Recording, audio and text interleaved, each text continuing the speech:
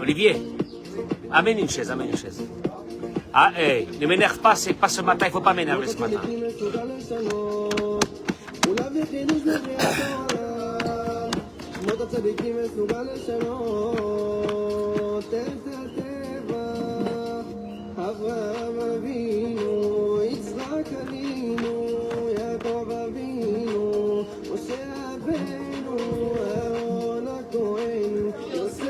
Tzadik.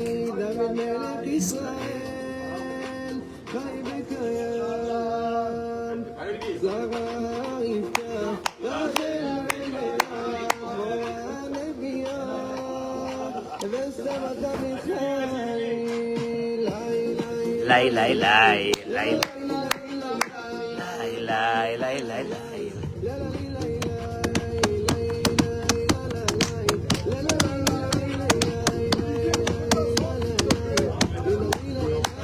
Toda Rabba, Boker Tov, Boker Tov, Boker Tov. En ce jour de guerre. Simon, tu peux t'asseoir. Olivier, assieds-toi. Olivier. Non, Simon, viens t'asseoir, viens. En ce jour de guerre, Boker Tov, Shavua Tov ou Mazal Tov, Eliaounavi Zachroul Tov. Imaginez-vous qu'on est en temps de guerre. Et ben alors, en temps de paix, maman. Blaïnara, avec le buffet, avec on n'est pas bien ce matin. Baruch Hashem, Chazdé Aboré, Akol Tov, Baruch Hashem, tout est bien. Merci Boré. Baruch Hashem, 1h30 du matin, les missiles qui explosaient. Baruch Hashem, Toda Rabba Boré Olam. On ajoute dans nos prières qu'Akadosh Baruch Hu, il envoie des avions pour nos frères français qui sont ici en Israël, qui veulent rentrer là-bas, je sais pas où. Ils veulent rentrer, que Dieu leur envoie des avions, c'est tout. Et Baruch Hashem, c'est le seul pays où les habitants de ce pays, en temps de guerre, ils veulent rentrer là. Je ne comprends pas. Comment ils sont heureux quand ils sont arrivés. Quand ils sont arrivés, ils ont embrassé la terre, ils ont dit merci mon Dieu qu'on est arrivé dans ce... Et imagine-toi, les gens ils se sauvent de Dubaï, de partout, et là ici les gens ils veulent revenir. Tu vois, Baruch Hashem, on est bien. Alors déjà on dit à tous nos amis en France, au Canada, en Amérique et ailleurs, on est Baruch Hashem, vous inquiétez pas pour nous. Vous pouvez pas vous imaginer la force du Ham Israël. On est très bien. On n'a pas peur de rien du tout. Et d'ailleurs, justement, je voudrais intervenir par rapport à ça sur une idée. Parce que cette idée, pour moi, elle est importante. Quand les personnes envisagent la Aliyah, ou quand il y a des personnes qui envisagent de changer de vie, ou il y a des personnes qui envisagent de faire quelque chose de nouveau dans la vie, entre autres, de se marier, etc. Changer de vie. Mais c'est dur. Changer de vie, c'est dur. Hein, Mike? Changer de vie, c'est compliqué. Pourtant, la Torah nous ramène ici une indication phénoménale. Et je vous demande de l'écouter ce matin, mesdames et messieurs, de partager ce cours de Torah avant qu'il fasse trop chaud. Parce qu'il est chez nous, il est 9h15. Chez vous, en France, il est 8h15, c'est ça? 9h15, déjà ça commence à brûler. Et ils sont tous assis ici, on dirait la Plagne. Ils sont là, au soleil, ils sont assis. On dirait la Plagne. Ils sont là, comme ça, Baruch Hashem. Il y a un verset, écoutez-moi bien, c'est énorme ce que je vais dire ce matin. Parce qu'il y a un verset dans la paracha qui dit, le verset, il dit la chose suivante. Au moment où Moshe annonce au peuple d'Israël de construire le Mishkan, bon, ils ont amené de l'or, de l'argent, allez, ils ont tout amené. Ok. Maintenant, il faut le construire. Quand vous voyez les images de chaque objet du Mishkan, les techniques utilisées, c'est une folie, d'orfèvrerie. de gestion des matériaux, de comprendre aussi les techniques les plus pointues pour construire ces objets. Toi, qu'est-ce que tu te dis? Tu te dis que les personnes qui vont venir sont des personnes qui ont fait des études, qui savent, qui connaissent, qui maîtrisent. Oui ou non? Qui maîtrisent, bah oui. Le Mishkan, il était très grand.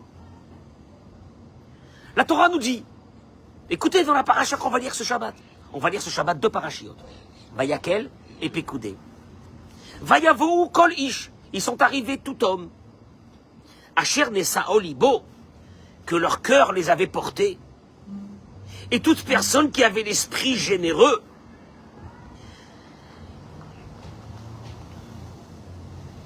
J'ai pas compris. Qui c'est qui est venu?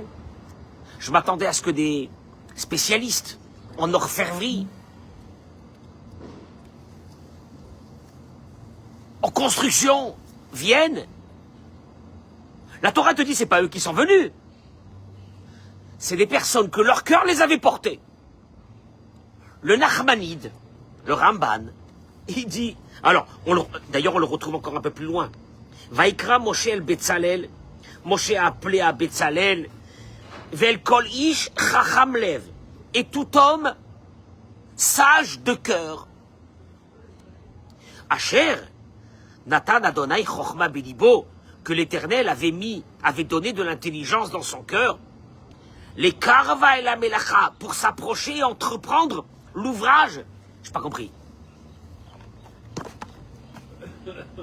Le Ramban il dit,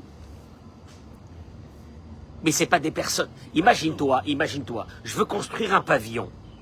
Mes amis m'appellent, ils me disent, on vient t'aider. Parce qu'on a envie de t'aider.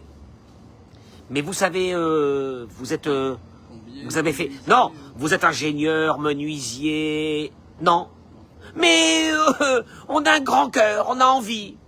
Et moi, ma parole d'honneur, je rentre pas dormir dans cette maison. Elle fait peur. Ça, tu te dis, cette maison-là, la nuit même, le premier soir, elle va me tomber dessus. Ah, ils connaissent rien, ils savent rien, ils sont venus. La Torah te dit, qui c'est qui est venu pour construire le Mishkan? Des hommes que leur cœur les avait portés. Le Ramban il dit, je comprends pas. On a besoin de spécialistes. On n'a pas besoin de personnes que leur cœur les porte. Et il dit le Ramban, faut que tu comprennes une chose. Lohaya bahem michel amad et amelachot haelu. Nos ancêtres, il n'y avait pas un seul qui avait appris ce genre de métier. Qu'est-ce que nos ancêtres ils ont fait en Égypte? Hein? Pendant 210 ans de père en fils, qu'est-ce qu'ils ont fait? Hein? Qu'est-ce qu'ils ont construit? Des briques, des pyramides. C'est pas des bêtises là-bas.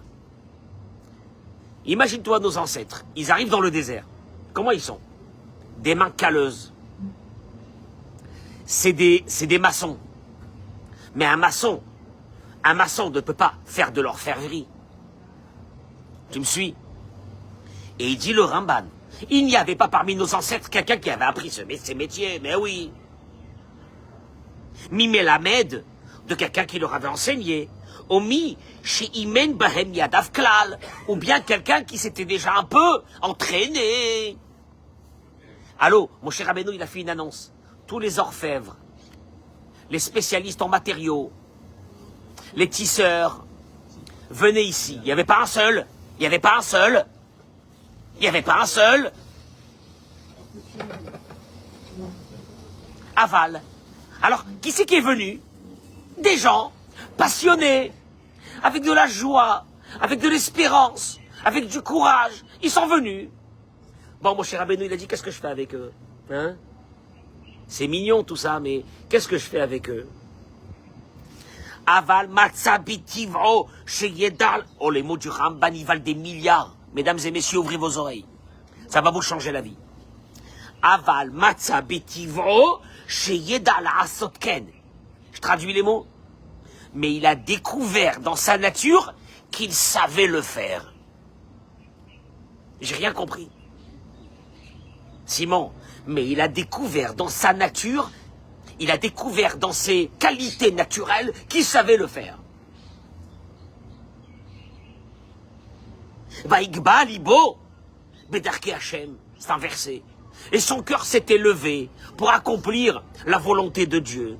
La voix de Moshe, pour venir chez Moïse, l'Omarlo, il lui dire, Ani essaie, kol asher adoni dover. J'ai envie de tout faire. Attends, je sais pas comment. Qu'est-ce qu'il dit le Ramban? Le Ramban, il est en train de dire une chose. Ces mots, ils valent des milliards. Tu sais pourquoi dans ta vie, tu fais rien? Tu sais pourquoi dans ta vie, tu te lances pas? Parce que tu as peur de te lancer. Parce que si tu te lances dans quelque chose de nouveau, que tu ne contrôles pas, tu sais pas. Mais des fois, tu découvriras qu'à l'intérieur de ton cœur, il y a en toi cette qualité que tu ne savais pas que tu l'avais. Ils sont venus. Ils ne savaient pas du tout qu'ils avaient en eux des aptitudes et des qualités de construire quelque chose d'aussi beau. Mais comme leur cœur, comme la volonté, elle était là, la force de la volonté, elle était là, ils n'ont pas eu peur de se lancer dans une aventure qu'ils ne maîtrisaient pas.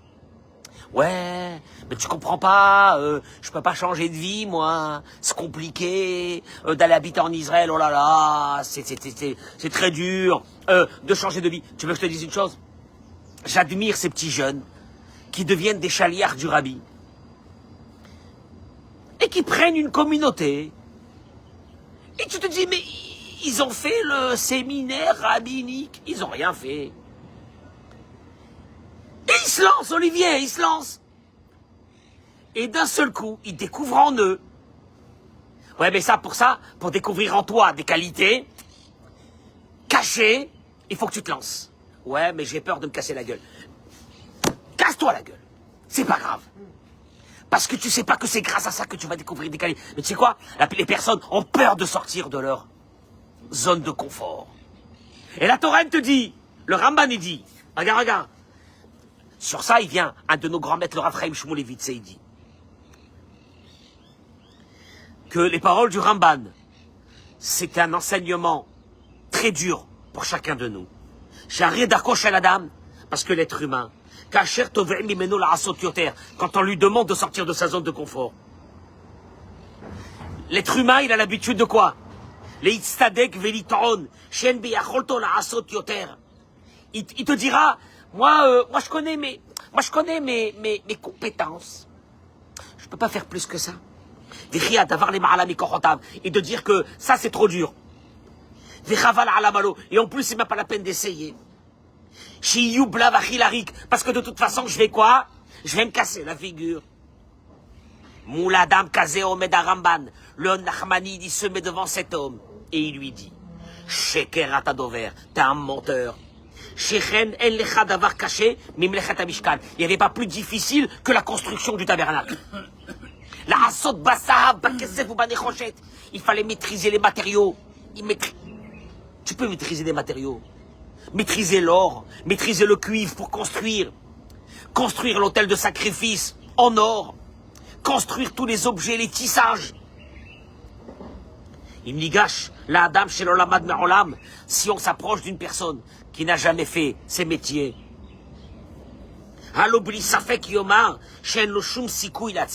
Il nous dirait qu'il n'a aucune chance de réussir. Et quand même, celui que son cœur l'a porté. Je t'expliquais. Celui que son cœur l'a porté. Parce qu'il a eu la volonté. Parce qu'il n'a pas eu peur. Il n'a pas eu peur des échecs. Tu sais, moi je me rappelle le jour où Steve Jobs, à la télé, il a montré un petit appareil. Gérard, à ce moment-là, on avait, nous, à la maison, dans les années 80, 90, des ordinateurs qui pesaient 100 kilos. Tu te rappelles, Olivier? On rajoutait des rames. Ça dit quelque chose, on te rajoutait des rames. Et l'ordinateur, il fallait qu'il soit à la maison. On est d'accord ou non? Et avant qu'il s'allume. Et voilà qu'il y avait...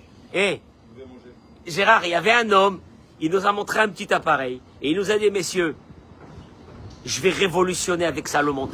Et on a dit encore un gadget. Nous, on était avec notre Nokia 3310. Meshuga. Vous n'avez pas connu ça, les jeunes, hein? Le Nokia 3310. Combien tu en as vendu, Olivier, des Nokia 3310? Le meilleur des téléphones. Hein? Tu te rappelles ou non? On le chargeait une fois tous les 3 semaines. Le meilleur des téléphones. Tous les 3 semaines, on le chargeait, Simon. Tous les 3 semaines, on chargeait le... Hein, Samuel, tu te rappelles ou non? 3310. Et voilà qu'il est arrivé, ce monsieur, avec cet appareil. Et il nous a dit, mais tout est là-dedans. Bon, il est faux, il est faux. Mais il y croyait. Il n'a pas eu peur. Dans sa tête, il a dû se dire, et si c'est un flop monumental, eh bien c'est pas grave. Et j'avance, et je continue. Mais, je t'explique, tu sais quand est-ce que tu vas découvrir des qualités insoupçonnées? Parce qu'en vérité, toi, chaque personne, chaque être humain, homme et femme, on a peut-être des centaines de qualités monstrueuses. Énormes. Mais tu sais quoi? On les connaîtra jamais. Pourquoi on les connaîtra jamais? Parce qu'on est resté dans nos zones de confort. Et la Torah, elle te dit à travers ce Ramban, regardez les mots du Ramban, je reprends. Aval matza betivro, il a découvert dans sa nature. Shieda la asotken. Le type, tu lui dis, écoute, viens, on va faire de la finance. Ouais, laisse tomber. Je suis pas fait pour la finance. D'où tu sais? Non, moi, je vends du tissu, ou je vends de je sais pas quoi, ou je vends de ça, ou je vends des assurances, mais je peux pas faire de la finance. Essaye! Casse-toi la tête. Et c'est pas grave, tu vas perdre un peu au début. Mais essaye, tu vas peut-être découvrir des qualités de folie. Non. Hein? Je sais pas, non. Pas trop, non, hein? Je sais pas. Qu'est-ce que tu penses? Hein, toi aussi tu penses comme moi, hein, que c'est pas la peine, hein? Ouais, il cherche des mecs qui sont comme lui, des losers. Regardez, je peux vous dire une chose. Perso, je fais une parenthèse. Moi, 25 ans, j'ai tenu 2 écoles. J'ai formé des centaines d'élèves. Mais j'ai jamais été rabbin de communauté. Le premier jour que je suis arrivé ici, je flippais. Je suis arrivé là, ils m'ont dit rabbin de communauté, on te suit, on t'écoute. J'ai dit, ils sont malades les mecs. Non, alors je reste enseignant. Et dans ma vie, j'ai fait une fois. Tu sais quoi? Et je regrette. J'aurais dû faire encore des centaines de folies. Tu sais pourquoi? Parce qu'à l'intérieur de chaque être humain, il y a des qualités énormes, il dit le Ramban, que tu soupçonnes pas. Mais il faut que tu sortes de ta zone de confort pour ça. Ah, voilà le problème. On a peur. J'ai peur.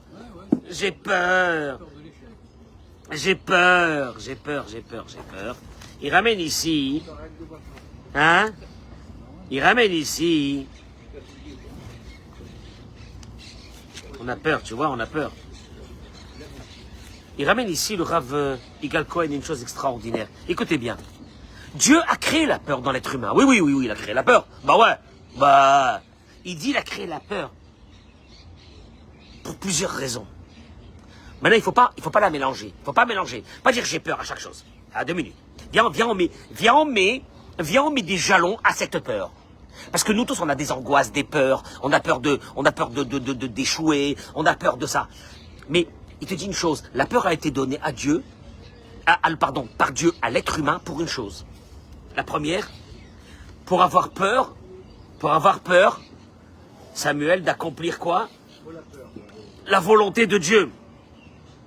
Tu sais quoi? On a vu une génération qui n'a pas eu peur. C'était la génération du déluge, où le Midrash y ramène que les gens vivaient 800 ans. Ils n'étaient jamais malades. Ils travaillaient une saison, ils avaient de quoi manger pour presque une vie. Hein? Ils avaient peur de rien. On a vu où ça les a amenés. La peur, elle a été créée par Dieu pour la première des choses. La recherche, à travers cette crainte d'accomplir quoi? Ben oui, on a peur pour notre santé, on a peur, on a peur. La première peur a été donnée pour ça, la recherche de faire la volonté de Dieu. Oui. La deuxième peur, il ramène et il dit, c'est heureusement que Dieu nous a donné la peur, parce que si on n'avait pas eu la peur, on aurait fait des bêtises, des choses dangereuses. Donc avant de faire une chose dangereuse, qu'est-ce qu'il y a? Tu es saisi par la peur, elle te préserve. Oui, sinon il y aurait eu des milliards de morts. La peur, elle te préserve. Hein? Quand il y a un missile qui passe, quand il y a une sirène qui peut arriver là maintenant, d'un instant à l'autre, elle est là en plus la sirène, hein? Et elle est forte. Bon, qu'est-ce qu'il y a à ce moment-là? Une peur. Cette peur va te permettre de quoi? De te préserver. C'est tout à fait normal. Michel est taché là. Il dit une question. Est-ce que Dieu veut qu'on ait encore d'autres peurs à part ces deux peurs que je viens de citer? La première, la peur de Dieu. La deuxième, préservation de notre corps, ce qui est tout à fait normal. Est-ce que Dieu veut encore qu'on ait d'autres peurs? Et là, il dit une chose. La Gemara, parce qu'en vérité, la Gemara, elle ramène une chose dans ma Masechet Brachot. D'un côté, elle dit, heureux l'homme qui a peur tout le temps. Heureux l'homme qui a peur tout le temps. Pourtant, la Gemara dit, c'est bizarre de dire que heureux l'homme qui a peur tout le temps. Quand il y a un verset dans Isaïe qui dit, Paradou bitzion chataim, qu'on doit avoir peur des fautes qu'on fait. Et la Gemara dit que la vraie peur qu'on devrait avoir, c'est seulement sur la crainte de Dieu, d'accomplir la mission qu'on a à faire dans ce monde. Et la Gemara dit, la première peur qu'on doit avoir, ça c'est les peurs que la Gemara dit, de ne pas oublier l'étude de Torah qu'on a appris. La deuxième, c'est de faire très attention. La deuxième peur qu'on doit avoir. Voilà ce que la Gemara te dit. La peur, ah, j'ai peur. T'as peur? Non. La Gemara te dit, il y a deux peurs autorisées dans la Torah. La première, c'est celle de ne pas oublier ce qu'on a étudié. Et la deuxième peur, c'est de ne pas faire du mal aux autres. Ça, c'est une peur. Ne pas faire du mal aux autres. Avoir la crainte que quand tu fais du mal à quelqu'un, tu sais ce qui va se passer? Tu vas le payer. Ne fais pas du mal à quelqu'un. Ne fais pas du mal à quelqu'un.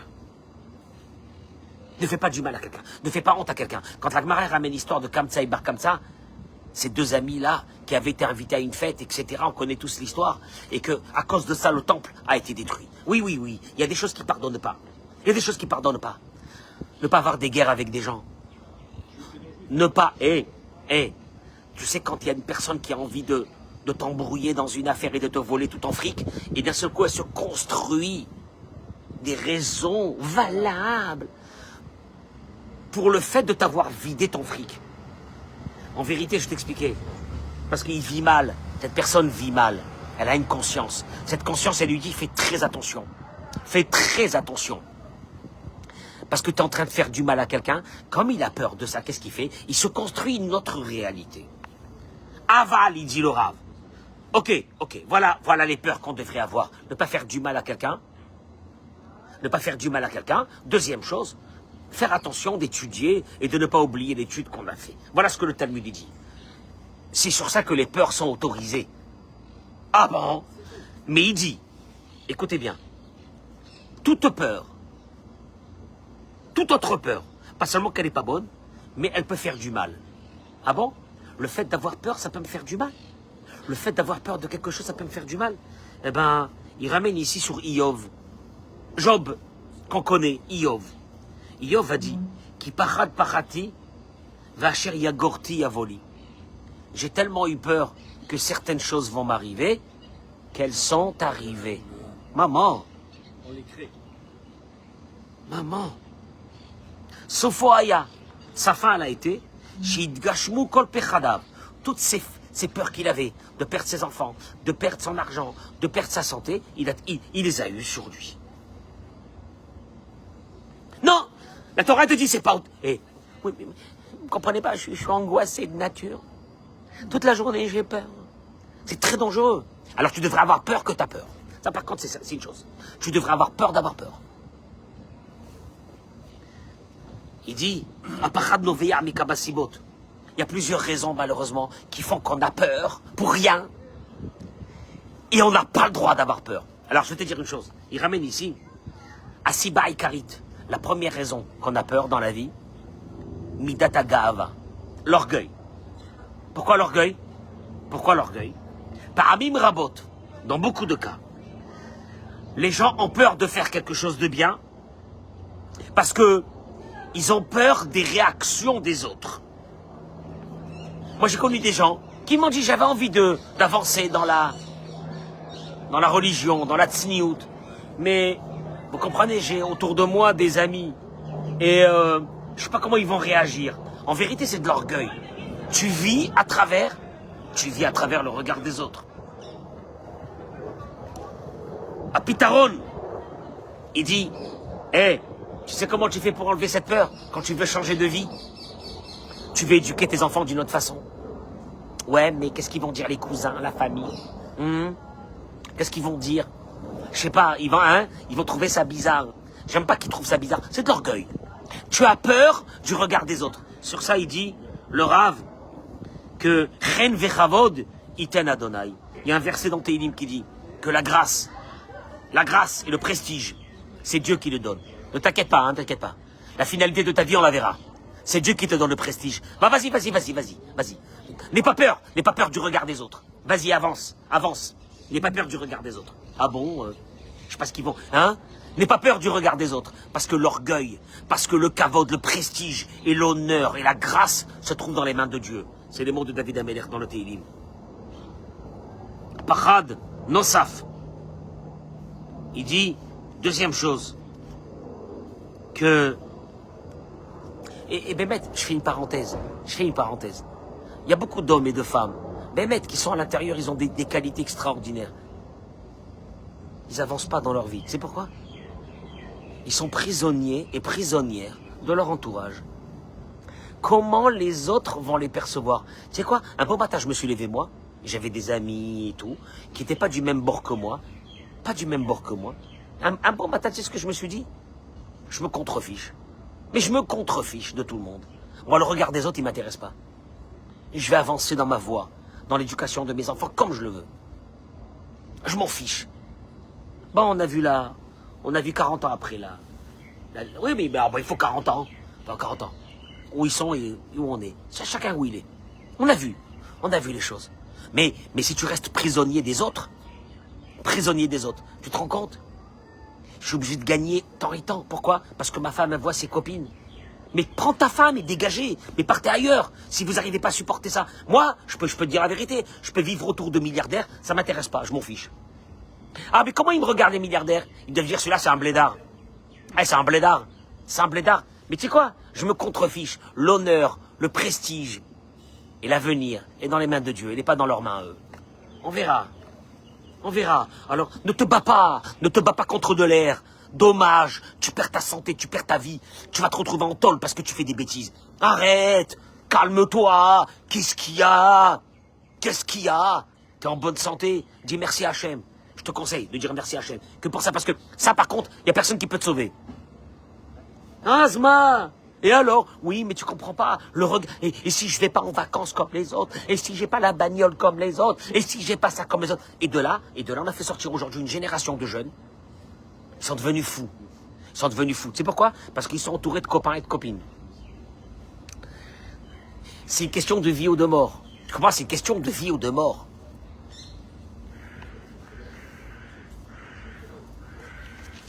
Il dit une dernière chose. Que Omar lechol otam shechosheshi mimachalot. Il dit, je vais parler aux hypochondriaques. Je termine avec ces mots. Qu'ils ont peur, les hypochondriaques, c'est la définition d'un hypochondriaque, c'est quoi? C'est que toutes les maladies du monde, il va les avoir. Là, c'est fabuleux. Il attend. Il est là, il attend. Oui, il attend. C'est comme ceux qui attendent le missile qui va leur tomber dessus. Ma femme m'a réveillé à 1h30 du matin, cette nuit. Elle m'a dit, tu te lèves. Tu dis, tu rêves.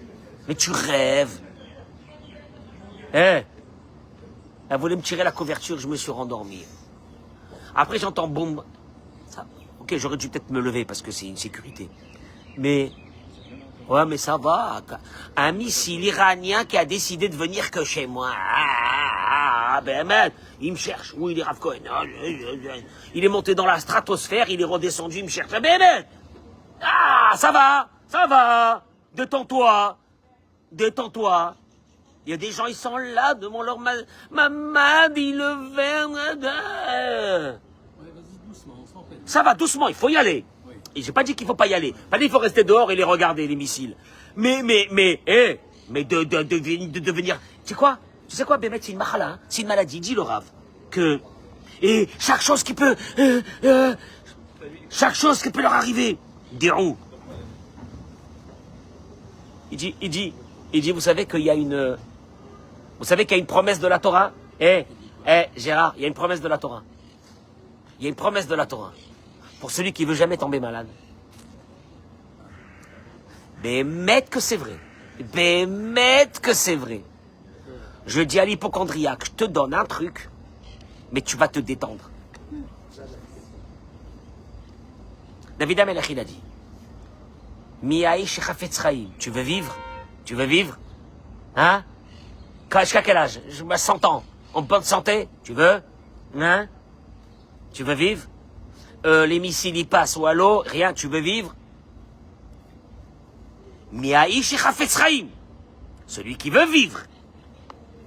L'irotov, pour voir que du bien dans sa vie. Netzo, leshoncha, mera, usfatecha, midaber, mirma. Tu fermes ta bouche, tu fermes tes lèvres, et tu ne dis pas un mot de mal. David Amelech, il m'a promis. J'ai découvert ici des personnes dans cette communauté. Je vous dirai pas les noms parce qu'ils seront pas d'accord. Non, ils seront pas d'accord. Est-ce qu'ils sont assis là? Non, il y a quelqu'un. Non, il est pas là, il est pas là. Quelqu'un de lambda dans la communauté. Je les suis par moi et par d'autres personnes qui m'ont dit, c'est un coffre-fort dans sa bouche. Il dira pas un mot de mal sur personne.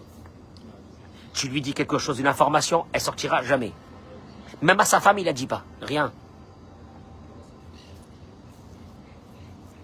Il est très béni par Dieu. Ah, je t'explique. Tu es hypochondriaque. Je vais te dire, il y a un truc très dangereux. N'ouvre pas ta bouche. Ferme ta bouche. Tu es tranquille. Tu n'as plus rien besoin d'avoir dans ta pharmacie. Ni médicaments, rien. Parce qu'il y a des gens qui ont des pharmacies. C'est pas des pharmacies, c'est des Arona Kodesh, tu ouvres, c'est des hôpitaux, c'est des machins. Rien. Même pas un Doliprane. Tu auras les derniers Doliprane, ils seront périmés. Voilà. C'est tout. Tu sais pourquoi? Tu fais... Il te dit, regarde. Et il dit... Nargil. Ah. Bémet. Nargil, il dit le Rav. Qu'on s'habitue.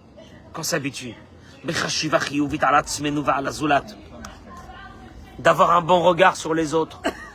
Et d'avoir un bon regard sur nous. Maintenant, je peux te dire une chose.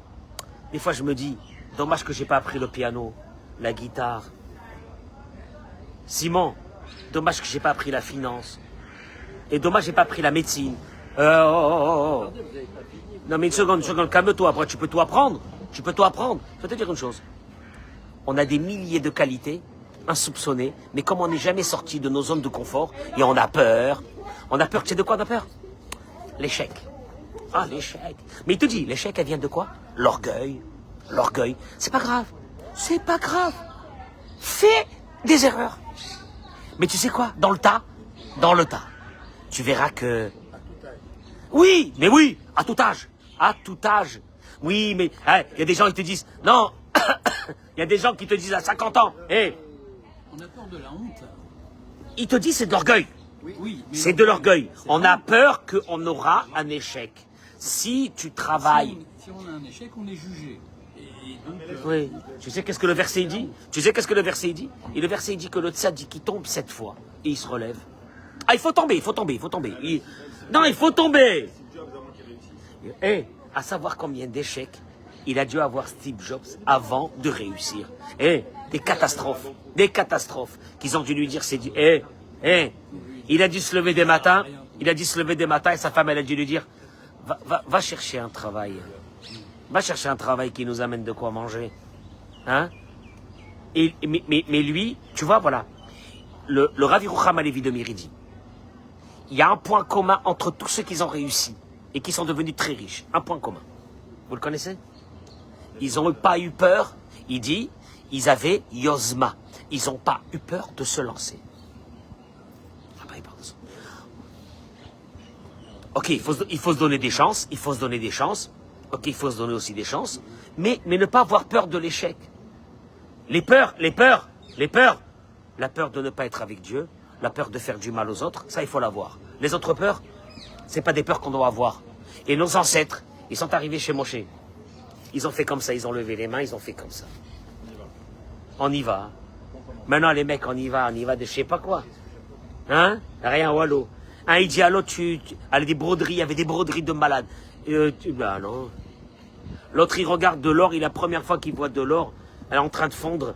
Il sait pas combien d'argent qu'il doit mettre dedans pour arriver à une... Hein? Je sais pas, mais il est là, ils sont très bien. Et ils veulent faire. Eh ben, ils ont découvert des qualités. Tu vois? Il te dit, le Ramban, il y a des qualités à l'intérieur de toi. Tu veux que je te dise une chose?